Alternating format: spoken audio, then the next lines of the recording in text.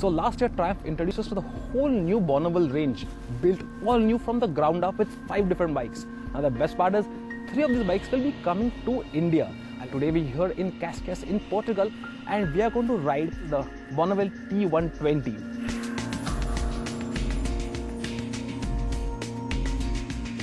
The T120 is powered by a new 1200cc parallel twin motor that gets liquid cooling.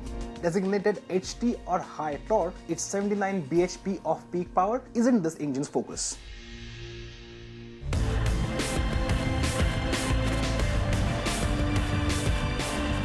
That focus lies on its impressive peak torque figure of 10.7 kgm at just 3100 rpm. All this low-end torque enables the T120 to amble about town easily, and once you cross 2500 rpm, the bike surges ahead with much gusto.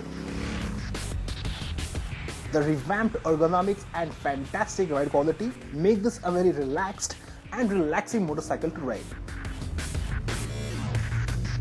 As expected, the T120 is a bit lazy in the corners, but the new chassis makes it lighter and more enjoyable than before.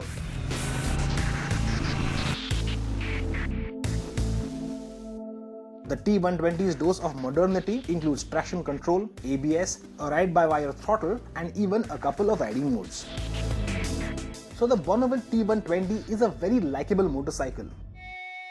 But if greater emotions need to be stirred, this should do the trick. The Triumph Thruxton R. Think of this cafe racer as the bad boy of the Bonneville family. Muscular, minimalist, retro but modern too.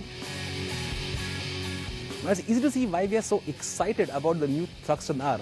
Well, look at it. It looks like a proper cafe racer. At the same time, it has all the high-end components that make it a proper sport bike.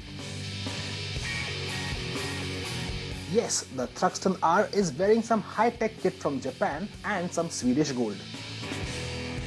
At the front you get these big piston Showa forks. At the back you have Olin suspension. Both are fully adjustable.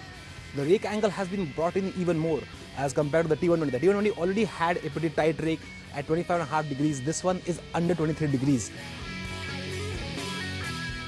That's not all. A shorter swing arm has brought the wheelbase down to a sporty 1415 mm. The 17-inch wheels are wrapped in some super sticky Pirelli Rosso Corsa tires. And don't worry about braking cause it's got Brembo monoblock calipers. Combine that with a fairly light 203 kg dry weight and you get a vintage looking motorcycle that flicks through corners like a modern day naked.